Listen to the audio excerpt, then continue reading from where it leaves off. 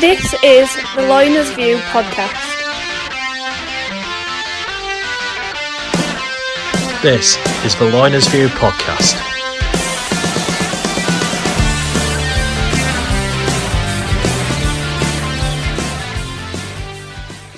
Hello everyone and welcome to another edition of LoinersView, and this week it's a good one, I promise you.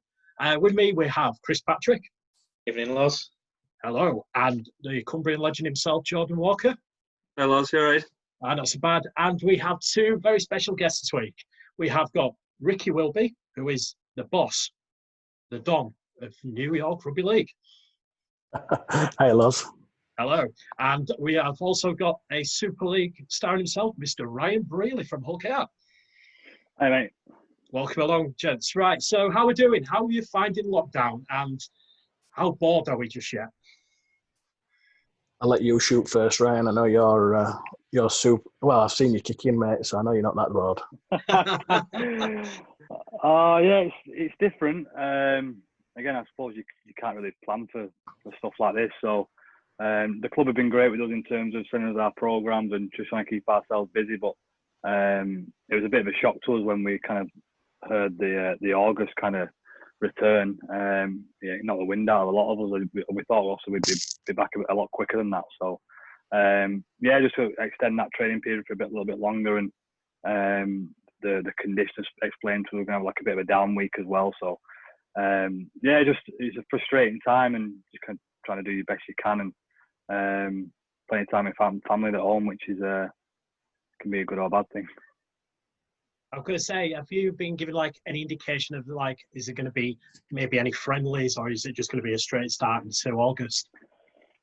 Again, we've not been told a date. Like the last time we heard was it's going to be August to come back to training, sort of the first week in August, and then literally a couple of weeks and then played. I don't think there'll be a chance for friendlies or anything like that. And I think the issue Rugby League has got, once players return to training, we've got to come off furlough. So in that time, clubs are going to need to get the money in as soon as they can, because they can't rely on the government money anymore. So you're literally going to have to, as soon as you come off furlough, you have to get playing, because to bring the crowds in, and we understand that, we get it. So I just think it'd be good for us just to get back playing. You know what I mean? We just need to get back playing in terms of making sure the season finishes on time before it kind of extends over that November period where people's contracts start being dragged through the mud, then, don't they, in terms of having to extend a bit more longer like the footballers have had to do. So but no, there's been no definite date to return. It's just kind of, Tony just said to us like roughly August, the beginning of August. Will it automatically feel like a new season starting almost? Because considering how many games were played before the lockdown started, will it be a different feeling for you guys? Yeah, and also add to the fact that there'll be no fans there either. So it'll be certainly strange when I was watching the football last night, and it just doesn't feel the same for me. I'm a big football fan myself. It just doesn't feel right. But again, it's kind of the hand we've been dealt, and we just got to get on with it. It's I think the sooner the season is over and done, and we can get a sense of normality back, I think the better for us. I think as a sport, we rely on our passionate fans as much as anyone. So it'd be good to kind of play in front of a crowd again, and just a bit of a sense of normality, really. It'll be interesting to see how it goes. I mean, Ricky, you're the boss of New York Rugby League, who are hopefully entering the Challenge Cup next year. How is this playing into your books? I mean, are you finding it difficult yourself? Yeah, obviously it's a strange situation, like Ryan said, and you've got, obviously here it's been particularly bad over in New York and New Jersey, Connecticut. It's been arguably even worse than it has here.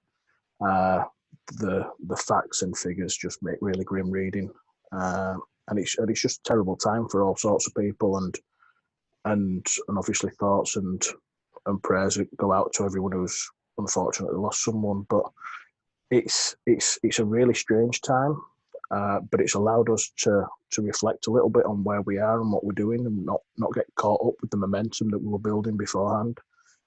So we've been able to sit back and reassess ourselves as an organisation, on a structure side. We've brought in some really good people just before the lockdown, and we've worked really closely to try and restructure the business, so it's going to hopefully move forward and off the field certainly be successful. Well, do you? I mean, as it sounds, has it made negotiating with players more difficult for you guys? Yeah, you get some players who are out of contract this year, but like Ryan alluded to, if the season goes beyond November, then what situation are you in? Because technically we're not in a league, so we don't have to abide by the players coming out of contract in November, and then technically if we signed them, they'd come straight to us, and we wouldn't have to abide by them staying any longer. So, and we wouldn't want to do that. But there's all sorts of logistical issues that we need, or that the RFL need to sort out first, and then we can actually start to look and start negotiating with players. And it might be that we might have to delay by 12 months in terms of entry into the Challenge Cup. Obviously, we've always been gunning for a 2022 league entry, and that's what we'll still keep planning for. But it might be that we have to delay playing games until 22, and that's through no fault of our own. That's just the situation we're in.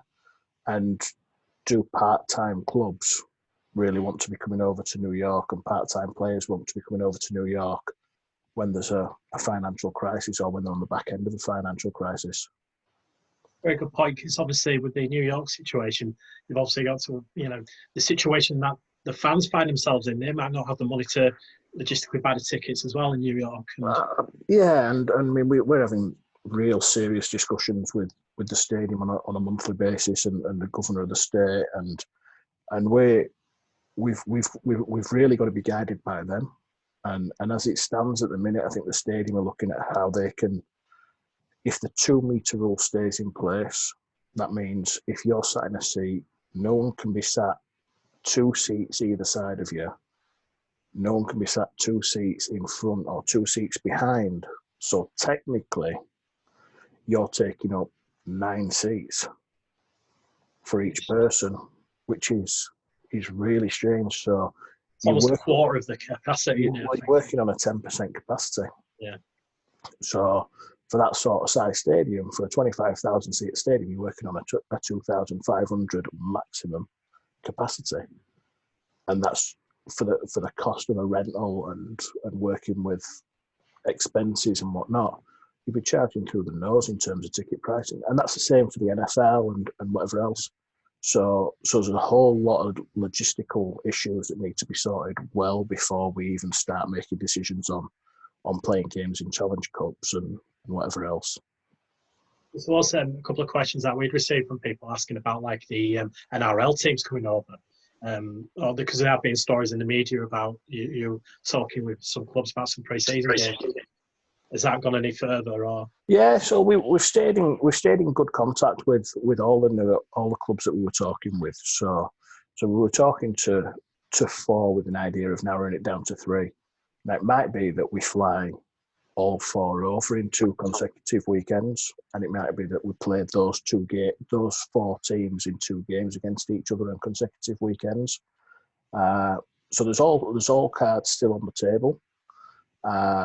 But yeah, it's a tough situation. Do the NRL teams want to be seen when they've had to lay staff off, they've had to lay players off, they've had to ask players to take pay cuts? Do they want to then be seen to be flying halfway around the world to come to New York to play in a tie? So there's all those sorts of things to consider as well. So there's lots of things that we need to work out over the next few months, and hopefully, I mean, things that I'm telling you now might all change completely in a day's time, in 24 hours' time. It might be that they announce that there's a vaccine tomorrow and everything goes back to normal, and we can plan ahead as we were going to plan. But because we've been able to take that step back, and because of the people we've brought into the organisation, and because we've been able to plan effectively, we've got 4 or 5 different scenarios that we can work around now, which is good. I'm going to say for Ryan, for Hull KR, how does it feel? I mean, obviously you speak to your teammates and stuff. Has there been much like talk about contracts for next season, or do you get a vibe from your fellow teammates about how it's going with those guys, or is there anybody who's out of contract do you know who may have issues and stuff? We've got 12 players off contract at the end of the year. So we have more than most out of contract in OKR, but it's going to be a difficult one because we've only played 6 games. Them people like myself who were on 1-year deals, we've not really had time to impress anyway. So even if we was to be given deals, it's up to the player. Do they feel like when they return they could get a bit more money? Does the offer reflect potentially what you could earn? Does the offer not insult you, but in terms of devalue because you might have played poorly the first 6 games and you've got a lot more to offer and blah blah. It becomes a sticky situation, and I want to know about Ricky in terms of if the contracts run past if the season runs past 31st November, it becomes a real issue because if you're seeing in football, if you're not getting a contract for the year after, you're not going to put yourself at risk to not get a contract for the year after for someone else if that team isn't going to keep you. Also, we've all got mortgages to pay, we've all got kids to feed, so there's no way you're going to put yourself in danger which potentially could be your new club for an extra month of playing three games a week, which is going to be mental anyway. So there's going to be some sticky conversations to come, I think, across the whole league in that November period. Whether the season finished before then, we also don't know in terms of playoffs and stuff, but I think there could be some very sticky conversations to be had, especially for the lads who are on 1-year contracts. Certainly going to be an intriguing element for the game, isn't it? It's something that's been quite brushed under the carpet. I don't know what everybody else thinks, but it seems to be, yes, teams have been furloughed and players have been furloughed, and the sport got £16 million, but it just seemed, from the government basically, it does seem like the aspects of contracts seems to have just been brushed aside, which is quite worrying, I think. I don't know what you think, Ricky. I don't know. I think you've got to look at that £16 million though.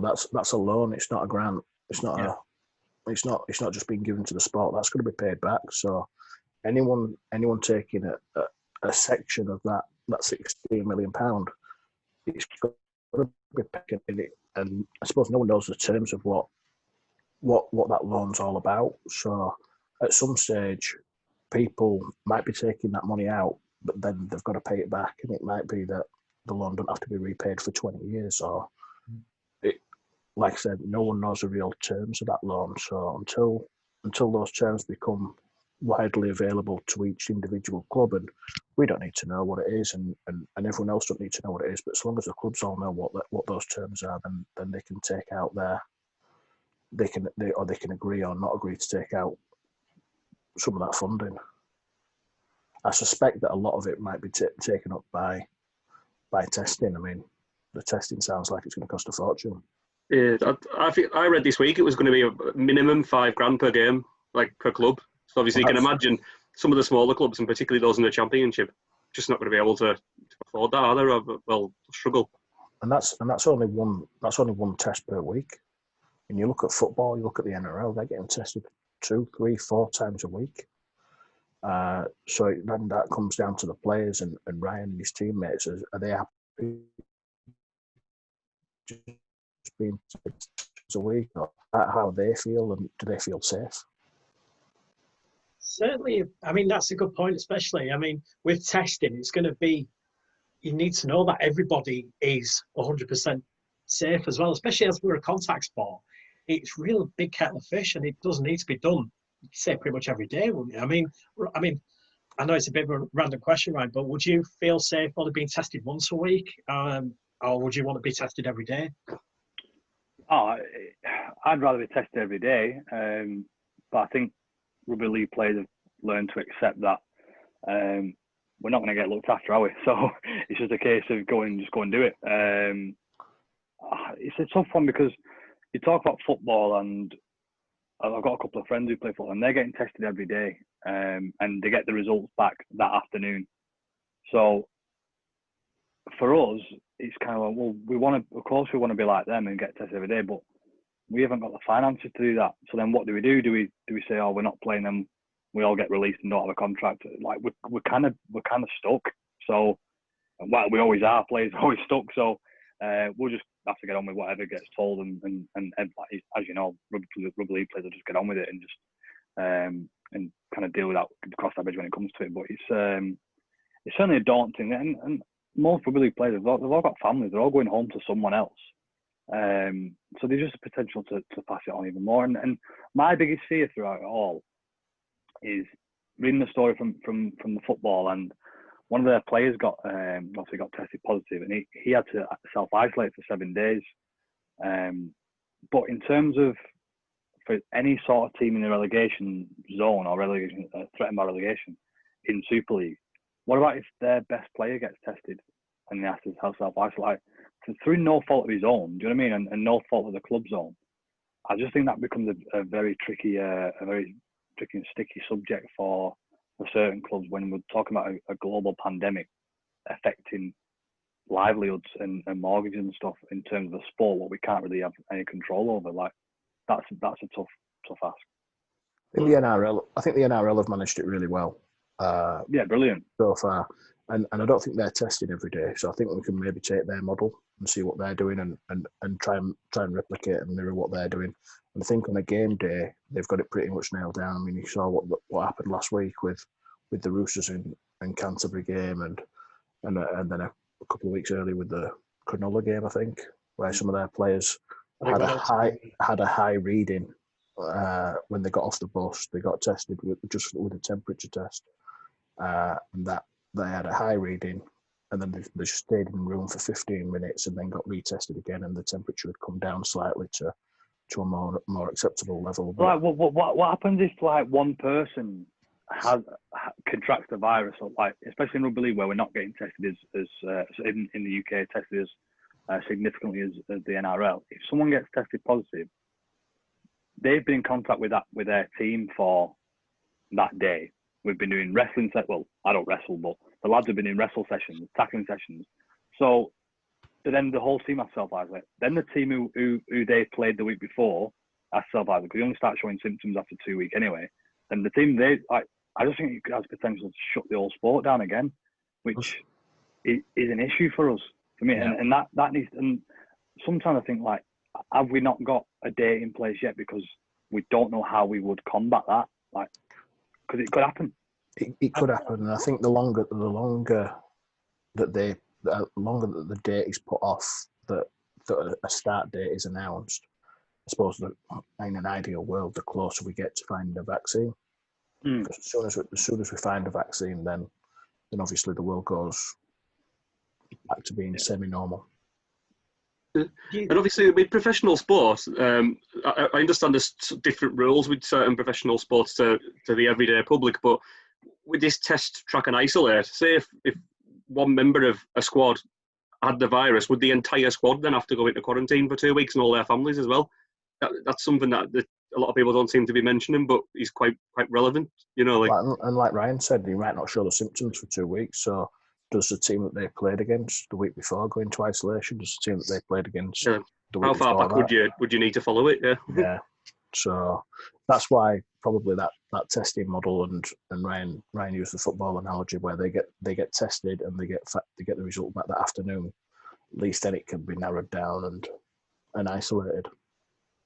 It's like going to like what Ryan was saying as well. Like when it comes to football, I don't know if anyone watched it last night, but even when the ball was going into touch, they're even cleaning the ball like there and then, they're cleansing it. So with rugby being a contact sport as well, do you think what measures really can we put in place to keep the game going for now? Good point. And there's far too many. It seems to be far too many questions. Well, there's no ball boys in Australia anymore, is there? It's staff and players who are selected as part of the team who are doing collecting the balls and whatever else. So yeah, it's narrowed down, but the NRL seems to have the right procedures in place. There's not been any positive tests or anything so far, so I'd be tempted to replicate that model. Intriguing, isn't it? It makes you wonder why the RFL have been so quiet. I mean, I'm not dissing the governing body here, but there does seem to be a very quietness amongst it, where other sports have come out and explained. I know it's a different kettle of fish, but certainly intriguing. Well, there's all these working parties that are going on behind closed doors as well that we're not party to, that the players won't be party to either. It'll be just those people involved at the clubs at a high level who are working towards trying to find a resolution to it. So you'd hope that those people are in better positions than us to be able to make those decisions and work out what the financial implications are going to be for testing and whatnot. So fingers crossed. Yeah, fingers crossed. But Ryan, you mentioned obviously about quite a lot of the the players being on furlough and things. So how was your training and that operated during that time then? Because obviously you're not supposed to be getting any instructions from employers and things like that. Have you been mainly left to your own devices to keep on top of things, or how's that sort of worked? This is where it's a bit different, because I was actually saying the other day, anyone who obviously isn't in professional sport, they don't have to practice their job before they go back. So like, say my mum or dad, whatever, so they've been put on furlough. They don't have to practice being at a desk, typing emails or whatever like that. Whereas if we turned up to the first game an absolute mess, not done any training, not done any fitness, you don't get a contract for the year after. And so it's really difficult to put an athlete on furlough when they have to stay in some sort of physical shape anyway. You know what I mean? So we've been left to our own devices and been topped up by the conditioner every other week or so. Just, this is what we need to do this week, because at the end of the day, we have to be safe when we go back to training. So it wouldn't be safe for us to do nothing, then go back in August and go and play a rugby league game. Like, I very much doubt it's safe to do all the training we're doing and then jump into a rugby league game anyway, because we would have had no contact in that time anyway. So it's a real, again, I don't want to use the RFL as the scapegoat for it, but as players, we just kind of do what we're told. So, as you know, every player will just train. They'll do all the weights, they'll do all the training. They'll come back in August, they'll train for a couple of days, and they'll go and play a rugby league game, and then just get on with it, because that's what we just what we do in rugby league, don't we? Just go and do it. Whereas in football and whatever, they've had a couple of friendlies, they've had a return to play thing, and the full shebang, full protocol to come back to playing. Because they'd have a strong players union, they'd have a strong voice within the team. They're all on the same page, and they get the job done. We just kind of whatever and get on with it. It's like we always have done. So again, there's 101 ways to dissect, and whether it's right or wrong, and different opinions and what we should do here and there. But the top and bottom of it is, when we get told we're playing, and when we get told we're training, and that's it. That's simple as that. Have you heard anything from as a players' union that's been formed? Has anything been said through that about it? No, we a lot. I don't know if it's different from any other play, but anything for what I kind of hear is always through Twitter or whatever. Like a press release from the GMB about we're going to have to take pay cuts for next year and stuff, and we just don't know where it's kind of come from, because they kind of said, the salary cap would be reduced, and they voted against it, which was brilliant. And then they said, but instead of having a salary cap reduction, we're going to go 15% pay cut for next year. I'm going, well, kind of defeats the object that now. So I couldn't say it. We don't. The last kind of information we had from our players union rep was there's just a number of conversations to be had. Also, Matt Parcells, our GMB union rep, he put in the WhatsApp about they've got a number of meetings to take place, and whenever we hear out, we'll find out. But again, we're probably the last people to know. Unfortunately, which is never good, is it? Now, you in this period of time off, shall we call it, you've developed, you've got your own company started. Do you want to tell us, give us all the details about the Players Association or the Players Group Management? Yeah, it actually wasn't supposed to go live as such for a number of years, to be honest. It was supposed to be something what I would kind of slowly build up behind the scenes. It's been registered for a while now. I've had the website up and running for a while. I've just never even spoke about it because it's never been at the forefront of my priorities, just because I was still playing and stuff. And I wanted it to be kind of ready to kind of bang into it as soon as I finished playing. So we're talking 5-6 years time now. And then I spoke to Corey Patterson probably 12 months ago. So he played him at Toronto and Lee, and his little lad plays for the Liverpool Academy under 11s. So we spoke about 12 months ago, and then about setting like an agency up, but we didn't really want to be working in rugby league. We just had enough of people in rugby league, and we just want to venture out into different things. And just because we've known rugby league all our lives, we just wanted to try something different and a bit more exciting, a bit more of a challenge. And so we left it there about 12 months ago and never really kind of touched back on it. I kind of continued with my degree and stuff, and I registered my license with the SA and all that kind of stuff. But he was busy with his cafe. I was busy obviously with Toronto, and obviously trying to get out there and going through the process of negotiating with OKR. So it was kind of put on the back burner for a little bit. So the last probably 2 months, kind of just topping up the website, updating the website, created my social media outlets again, but just slowly ticking along with it. Wasn't even, because I wanted to like a pretty big launch, to be fair. And it must have been last week or maybe a week before, Corey rang me and said he's still looking into junior management. I said, yeah, definitely. He said, well, a couple of parents at Liverpool Academy, they want me to do it. But obviously I'm not a licensed agent, so can you look after them? I said, well, it's illegal to look after players who are under 50 anyway, so you can't represent them. And he was just kind of saying, well, there's a couple of people who I know and blah blah. So it's something what I want to do, so I'm willing to do it with you. And I was like, oh, brilliant. I said, yeah, let's have a conversation. Anyway, one thing led to another. Luckily enough, at Corey's coffee shop in Astley, all the Manchester United women's team go to his cafe every morning before training. So he knew them all there, which has been brilliant. So we kind of picked their brains and we found out which way to go about it. Anyway, there was a young girl who was playing for the England under 19s. I think she's got 13 goals in 13 games. And recently, her agent had just left the PFA to work for James Milner's agent. So within agencies, you can't take from different agencies if you're going to go and work for somewhere else. You have to sign like non-compete forms. All right. So she was left without an agent for literally a couple of days. So fortunately for us, we kind of swooped in there and had a chat with her. And unfortunately, she liked what we had to say, and we got it over the line. But because that kind of happened, Corey kind of announced to his social media that he was being an agent, which was under my banner, which kind of forced my bit out into the domain, which I didn't really want to happen. I wanted like a slow build up. And then what it was, my agent actually rang me and said, what's this all about? My agent knew all about it, so I told him. And he just said, a few of the players are asking what it's about and blah, blah. And basically saying that if I was representing rugby league players, it's conflict of interest, you can't do it. And because he's that thick, my agent, he doesn't even know that it's illegal for rugby players to work in rugby league anyway. So you can't do it. So again, no, it's nothing to do with rugby league. I want to work in something else, I want to do something else, but I want it to kind of build up, but it kind of all happened at once and kind of got announced by default, really. So I just thought, right, well, I'm in now, I'm going to have to roll with it. So obviously managed to get Jess signed up yesterday.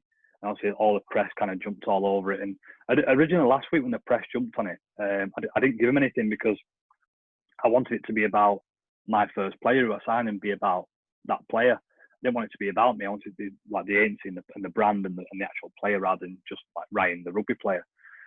So I got all the press jumped on it yesterday, which was brilliant. Massive launch for her. I gave her some like massive exposure, which was what we wanted as an opening signing and such.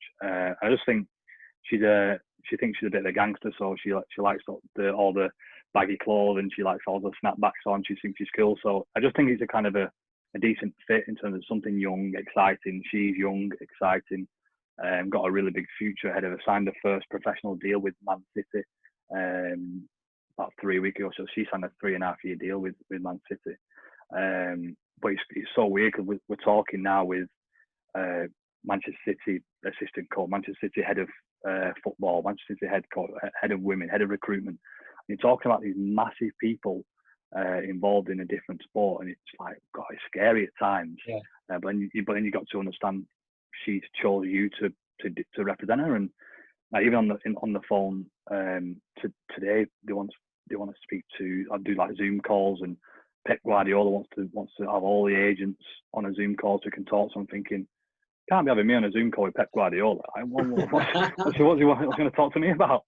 But just little things like that are really exciting for us. And it was really bizarre. I was writing the contract out for Jess. So I kind of make sure everything was tied up. So it said like name of obviously agent, blah, blah. So it was me.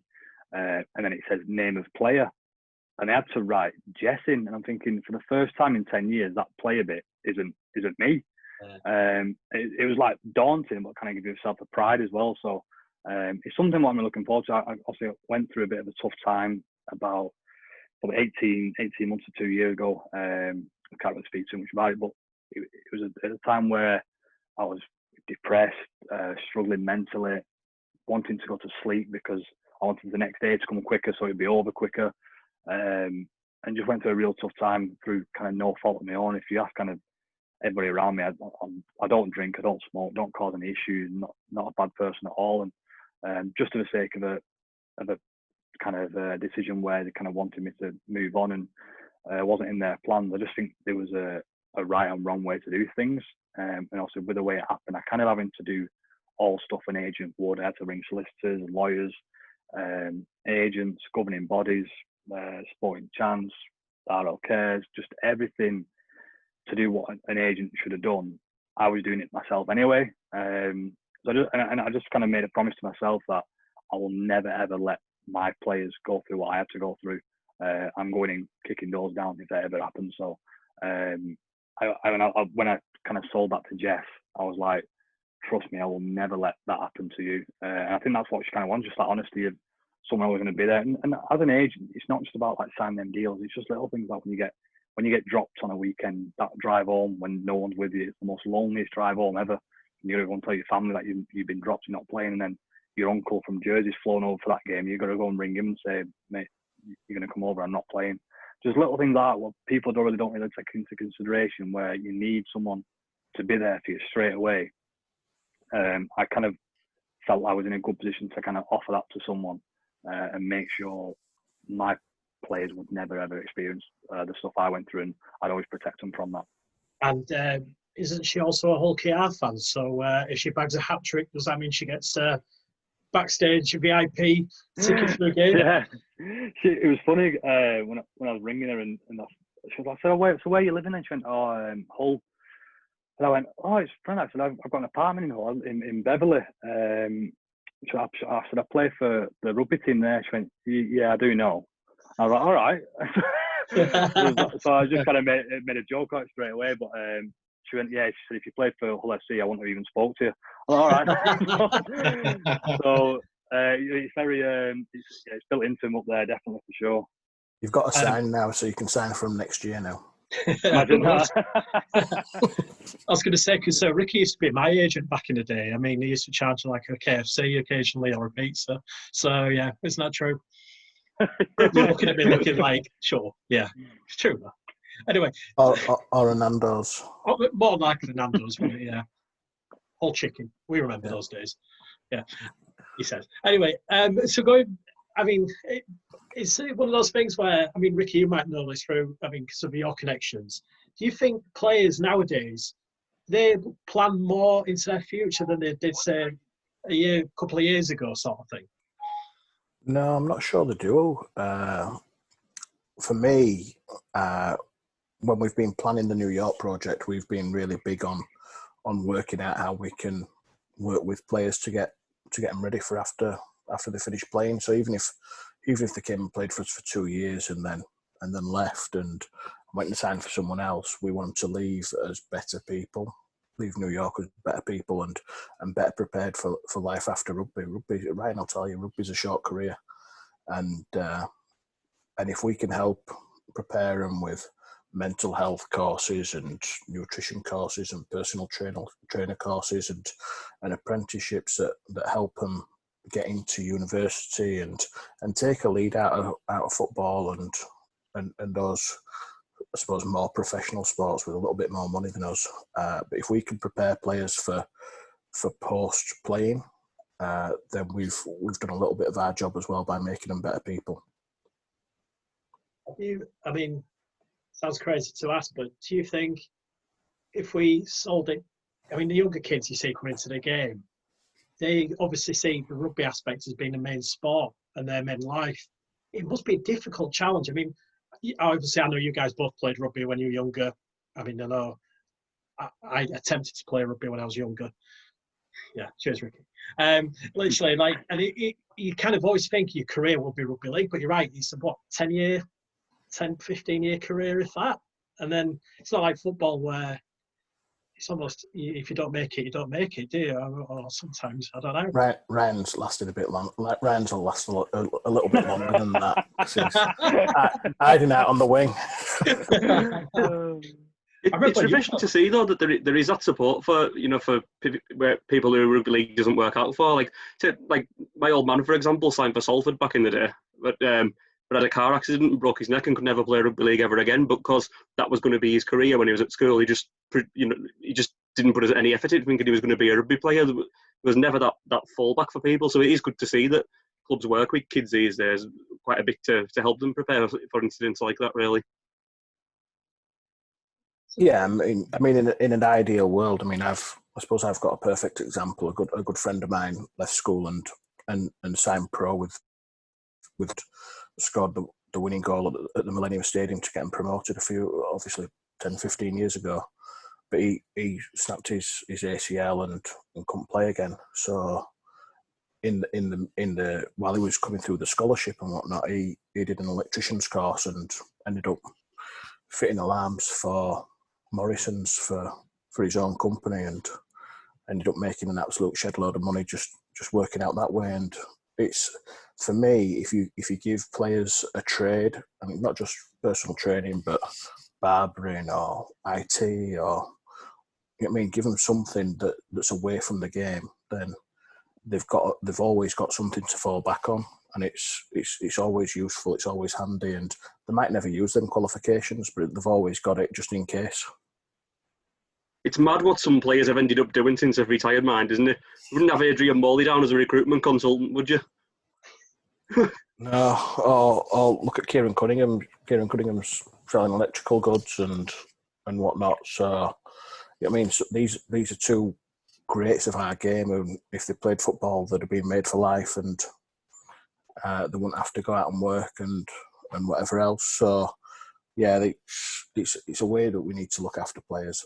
It's only my opinion, but I think we just need to look after players. They're the product that we all pay to watch every week, and we get a lot of enjoyment out of it. So if we can look after them, and they have a role to play outside the game and after they finish playing, then so be it. We've lost Lee Radford, haven't we? He's gone to Dallas Rugby Union today as a defensive coach, which, I mean, to get a job, fair play, but I just kind of think he still would have done a good job in league somewhere, I'm sure. He did a fantastic job at holding it. Yeah. Yeah, he did, yeah. Sorry, Ryan, we're talking about your arch rivals. Fine. But yeah, it's intriguing, isn't it? I think we do tend to not focus on the after effects as much. Well, hopefully we are going to start next, well, those how many years, start focusing on after career in rugby league, innit? Because definitely needs a lot of focus. So we've had a couple of questions, and one of them, Ryan, was asked, how close were you to signing for Leeds at one point? Oh. I'll tell you what. I'll reward you because you've been nice to me. We want nice to everyone. I'll give you an exclusive. I never told anyone this, but it was done. It was done, and I'll tell you what kind of made a difference. When I was having some trouble at Lee, and there was a big overhaul of players at Lee. The coach had left. It was all a bit of a mess, and I kind of wanted to make it clear that I wanted to go and see where my options lay. And my agent had a conversation with me, and there was a deal at Leeds, and it was there. It was for the end of the season.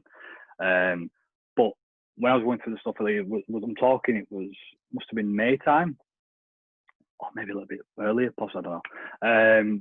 And also I had the falling out with Lee, and I said, listen, I want to explore my options, see what's going on. Because obviously the coach had just left, Paul Rowley. I was very close with him, and the club didn't really know where it wants to go. I always had a big ambition to play in Super League. That's what I wanted to do. And we'd lost a fair few first games. I'm thinking, if I don't go now, I'm never going to get my chance. But when I said I wanted to kind of explore, there was no. It wasn't for me to go and sign there and then. It was just for a case of, I want to see what's going on, just so that at least at the end of the year, if Lee don't get promoted, I'll go. I want to go to Super League and test it. So I was very committed. But anyway, long story short, the club decided that they didn't want me around the place because obviously I'd said that, and which is fair enough. They made their decision. So they suspended me from the club. So I wasn't allowed in training. I wasn't allowed in the games. I had to kind of stay home. And again, as I said earlier, like, I'm not a person to drink, smoke, cause any trouble. So I found that really hard, that I'm kind of sat at home, in my opinion, done an unbelievable job for Lee at the time.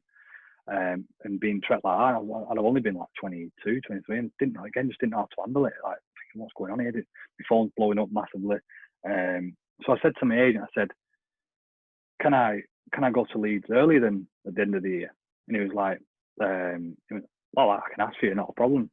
So he rang up, and the head coach at the time said no.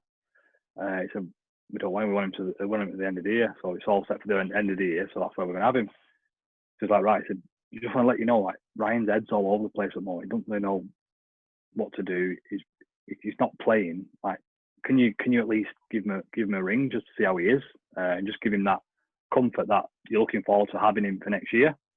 And the head coach at Leeds said, oh no, said, I'm not ringing him.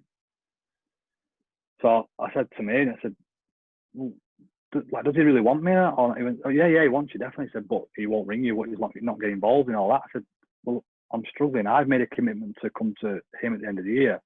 I'm struggling here mentally. I said, I'm a young kid. Like, I don't know. All I wanted was a duty of care. Just to say, hi mate, really looking forward to having you.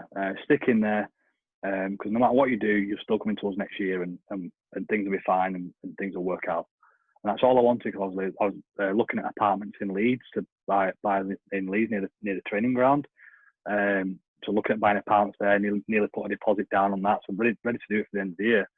But just wanted a phone call, like, am I all right, Lion? And there's nothing there. Just the duty of care wasn't there. And then in that time, Huddersfield made a transfer bid to Lee, to kind of take me straight away. Like it was like a 5-year deal. They offered a transfer fee of about 50 grand. Lee accepted it, and I had a choice to make. I was like, and the Huddersfield's offer was a lot bigger than the Leeds offer. So I had a choice to make, and I was like a head of heart, and I kind of writ things down and like the pros and cons. And I just thought, even though Leeds wanted me, did they really want me? Did they really, really, really want me? Like, whereas Huddersfield wanted me through the door, they were ringing me every day. They had players ringing me. Obviously paid 50 grand for me as well to kind of take me straight away. When at the end of the year they could have had me for free. Just their intent was a lot better, and they looked at places in Huddersfield for me to buy. I looked at creches for my little girl, my family. It was like a childcare protection plan thing, what they wanted to put me involved in. I just thought, I weighed it all up, and my heart was saying Leeds, and my head was saying Huddersfield. And I think for the right thing by my family, who obviously supported me so much, I thought financially I should do the right thing by them. You've got to think about what's right for you, don't you? Clearly, and especially in this sport. What was Huddersfield like? Good, I enjoyed it. The lads were brilliant. I probably just went at a time where, because it was a massive transitional period, which I didn't mind. I knew I was part of that transition. But like, obviously the guy who signed me after 6 weeks got sacked. Obviously, Paul Anderson. So because they signed me as a fullback, so I was learning fullback. I'd never played fullback in my life, so I was learning this new position, playing. So not that I'd just come up from a league below. I was actually in a different position what I've never played before. So I was learning on the go with that. And a couple of weeks later, I get moved back to halfback. Rick Stone puts me at halfback for a couple of games. Then just before the playoffs, puts me back to fullback. Then just before the middle eight started, I got dropped because obviously Jamie Ellis was back from injury. So then they put him at halfback, and Scott Griggs came back at fullback. Then halfway through the middle eights, I got put back in at halfback. Played really well, managed to be in a team what kind of kept us up. Then I had the whole of the off season to kind of just settle down and understand what my position was. So then I've spoke to Rick Stone in pre-season. Said, listen, I want you to be the number 7. I was made up, back in my preferred position, buzzing, couldn't wait. Got into the first couple of games season. We won our first couple of games, and then we lost against Salford at home. And the week after, he puts me at fullback again. I just couldn't understand what I needed to do and I was trying to learn all the time. And then Rick Stone got sacked, and then a new coach come in. I was just like, it couldn't get any worse. This just couldn't find any couldn't settle at all into a position what I wanted to do. So then the Toronto thing came about, and the Toronto thing was probably a bit of an accumulation of things. So I had a bit of a tough time at Leigh going through all that. I wanted to sign for Leeds. That didn't happen. So I ended up at Huddersfield purely from a financial decision. Looking back now, should I have done it? I don't know. But I just felt like I did the right thing for my family. But should I have done it? I don't know. Then I kind of went into be messed up, fullback, halfback. 2 coaches been sacked. And I was just over it. I was just over rugby. And when Paul took over Toronto team, he just said to me, listen, you can have the same money and you just come play for us. And all my best mates were there as well. They'd all signed from Leigh, and I just felt like I was kind of loved again and be a part of a team where I was kind of valued and was willing to be the main man and lead a franchise into something special. And that was a big pulling point for me, to start from the ground up and to build a franchise from ground zero and make it into Super League and be the man of the franchise. That was the big appealing point for me. And then obviously, as it kind of happened, it was probably one of the best decisions I made in terms of experiencing the lifestyle, the travel, witnessing different people. Was it the best move in terms of the quality of standard and playing that standard every week? Probably not. But I enjoyed myself, and it came to a point where at Toronto, where because I was enjoying myself, I was playing better as well. So also managed to get in a couple of Scotland teams on the back of it, and just really enjoying myself as kind of the main man. And then one of Leeds' ex-coaches took over. We won't mention that name. We won't mention him. We'll kind of move on. But obviously, with Ricky being here and the North American aspect, what were the fans like in Toronto? We've seen video clips of them, and they're singing. They've got a pub which they all go in and party at and everything. How did you find the rugby league culture in Toronto? Brilliant. And if I'm honest, I had a couple of chances to leave Toronto within that year, and it was the fans what kept me there. And it shouldn't have done. I should have gone and done the right thing by my career, but because the fans were so good and so loyal, like even when I was going through a stage of not being selected and stuff, they'd still come to the game with big banners with my name on, and they'd write messages to me on Twitter all the time. They're so loyal. Obviously, Ricky, you'll know, also been in that North American culture. They're so loyal to sports people, and that was hard for me to leave. And even when I was kind of signing to leave to go to OKR, I was like, I was upset. I didn't actually want to do it. I had like a real emotional connection with the fans. I knew I had to go, but I didn't want to, and not because I didn't want to, in terms of leave the club. I just didn't want to leave them and be in a position where I would never see them again. So I was kind of wrote like a bit of a personal letter to them to put on their fan forum or wherever they use, just to kind of let them know that I was kind of, my hands were tied with it, and I didn't want to leave, but I was kind of in a position where I couldn't stay any longer. I'd kind of overstayed the welcome as such, and was kind of dragging my feet with it, just to make sure that it wasn't a personal thing with them, to make sure that it did come from the heart. And and I'll always kind of remember what they did for me and my family, which is accept us into a city where I've never been before and treat me like one of their own, and walking around the city through the day and at night, and people come up to you and not feeling like you owed them anything. They wanted to give and give and give all the time, which was a different culture than what I'd experienced. So Ricky, I know anyway, but the fans are brilliant. I'm a big advocate for that expansion model. I think the New York one will be great. I think New York can capitalise on the mistakes Toronto have made and make it near perfect. I think what I would also, when I've spoken to Ricky in the past, is when you're recruiting a team to play for an expansionist models team, it's about what type of person you recruit rather than the player. So a lot of players in year one for us, they got homesick very, very quickly. Didn't really work out. So you see your Dan Fleming and QLT didn't like being away from home, and that it does play in your head. And you're walking, we was like in a college campus, so you're walking past them players each day, and they look down, they look upset because they're not dealing with their family every day. And I know it sounds really awful to say now, but I remember the time when the MEN arena bombing happened with all the kids in the Ariana Grande concert, and it was about, I think we just finished training, so it was about 3:00. And bear in mind it was in Manchester, so a lot of our players were from Lancashire at the time, and it was fairly local. It happened, and all the players were in pieces, like white as sheets, couldn't get hold of anyone, because you're there and your family's a million miles away, and if anything was to happen or did happen, we was too far away to even help or do anything. So I think Sean Penkovic's family was at the concert as well. So you can imagine the amount of panic and little things, and when things like happen, when there's like family bereavements and stuff, you might not be able to get a flight for 2 or 3 days, and then you fly home, and then you might fly to Amsterdam, then to Iceland, then to London, then to Manchester, then get home. It's not as clear cut as when anything happens. You're on a private jet and you're home in 6 hours.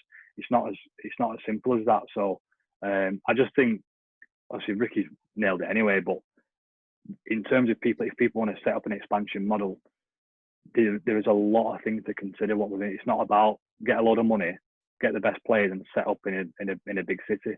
It's just such a sensitive subject when we're talking about dealing with players who have a family here, living over there, or potentially in Ricky's case, moving a family there, being away from family over here, because it's the same kind of situation.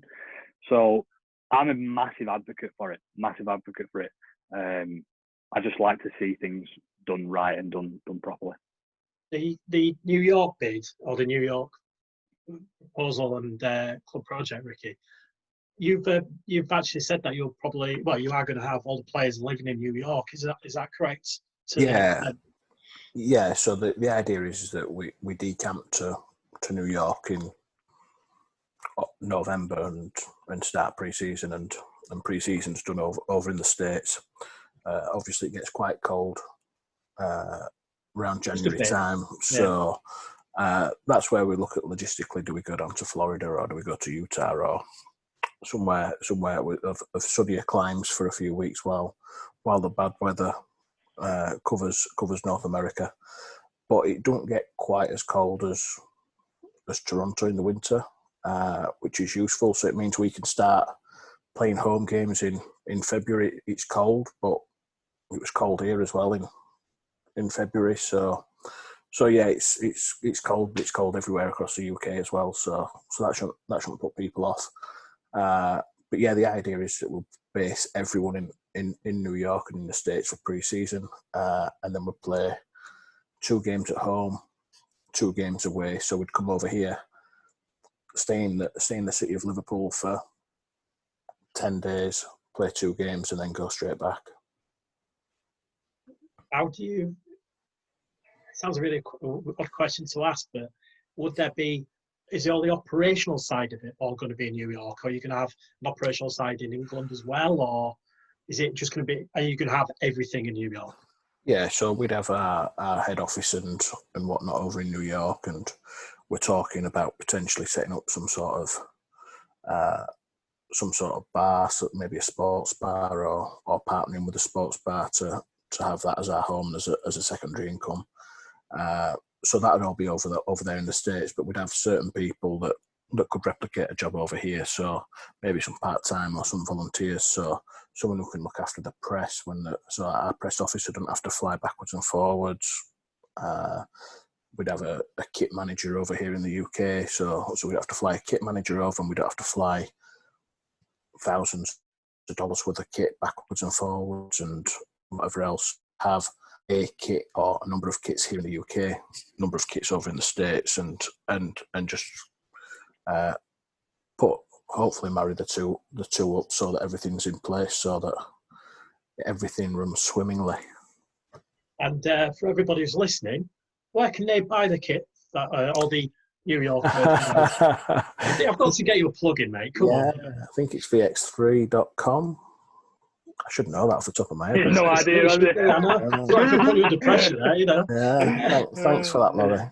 Now we're on the homepage. So VX3, Lovell Rugby, and I believe Sports Direct over the next few weeks as well. So yeah, it's a really attractive proposition that we've gone with VX3 as a kit supplier, which is good. And Ellis Rugby have done an off-field range as well, which is nice, which is ellisrugby.com. It's very nice top that as well. Very nice. Yeah, they've done really well. And there is one question that I would like to ask Ryan. What advice would you give to Ricky for like pre-match entertainment? What would you say the North American fans love? You know, what would you say? What would you give for pre-match entertainment? They love cheerleaders for some reason. Don't know why. Cheerleaders are not the answer. For what I kind of noticed from North America, and Ricky will know anyway, but they do value and treat the game as a big game day experience. So not just the 80 minutes of rugby. They like to come to the whole experience of it. So the hot dog guy at halftime, he fires hot dogs out. The guy who throws t-shirts around. I think one time they had like a wrestling show in the middle of the field at half time, where like the mascot jumps off the ladder and all that kind of stuff. So that was the biggest kind of difference I kind of saw in terms of the culture difference. They do see it as an experience, and it's a whole game day event, which is a big thing. Like every week there was a different theme. So like a superheroes theme where everyone would rock up in superhero outfits, like a cowboy theme, everyone had cowboy hats on. And that the generic like ladies' day, so getting all the mums on the field and letting them kind of walk out with the players and like that kind of stuff. So Rick could be well on with it anyway, but for us that was the biggest difference in terms of what the difference is between Super League and North American sport. Is they do treat it as like an event. So when fans go and watch, they're not just there for the 80 minutes. And there's times when you'd speak to fans after the game and they hadn't even watched the game. They're just drunk in the beer garden, just like madness. And like there'd be people coming in. So like after the game, they open this beer garden and there'd be people coming in off the streets into this beer garden, not even watched the game, just rocking the beer garden after the game. And just the whole vibe of it was like a bit, again, it probably kind of disrupts the tribal kind of atmosphere in terms of rugby league. But there was when you play bad or when you play well, they don't really care. It's just a case of, we watch rugby and we're having a drink and having a party, and that's about it. And they never booing the ref decision. It's just weird that they don't slag the ref off and walking around after the game and speaking to the few fans who were there. They haven't got a clue what's going on, but they're just drunk and they love it. And I think that's probably the biggest selling point in terms of when Ricky's first starting out in terms of in New York is as long as they're having a good time, the rugby will look after itself. Simple as that. I mean, you can't imagine that at Huddersfield on a Friday night with some bloke with a cowbell, can you? I mean, I've been to sporting events in America before, and it's those tailgate parties before the game are as much a part of the game as anything else. That what everyone enjoys, what the Magic weekend, that's every single game with them tailgate parties. People drinking outside the ground, partying. I think when me and Chris went to Dallas Cowboys Stadium, they were having like barbecues in the car park and like supping cans and partying and all that. Yeah, it was like people that would go over there to watch the games would love it. People was like, it's the same at the Giants game as well, and it can be minus 15, minus 20 degrees, and they're outside still barbecuing at 9 o'clock in the morning for a 1 p.m. game. I suddenly thought, I thought you were on Huddersfield then. I was going to say, that's definitely not going to happen. Damn, I must have missed that. They were all getting there at 9 a.m. and you were kicking off at 8 p.m. These things happen. Well, he says. Anyway, right, gentlemen, it's been an absolute pleasure to have you guys along this evening. And honestly, we could have asked, for two brilliant guests tonight. So just like to say thank you very much to Ricky Wilby. Cheers, Laurie. Thank you. And Mr. Ryan Brierley. And we hope you get back on the playing field as soon as possible, mate, because obviously we want you to hopefully get a new deal signed and get you sorted out, mate. So thank you very much for being along tonight. No worries, anytime, guys. Cheers. And Jordan and Chris, thank you very much. Thank you. That was so delayed. Anyway, thanks very much for listening, guys. See you next week.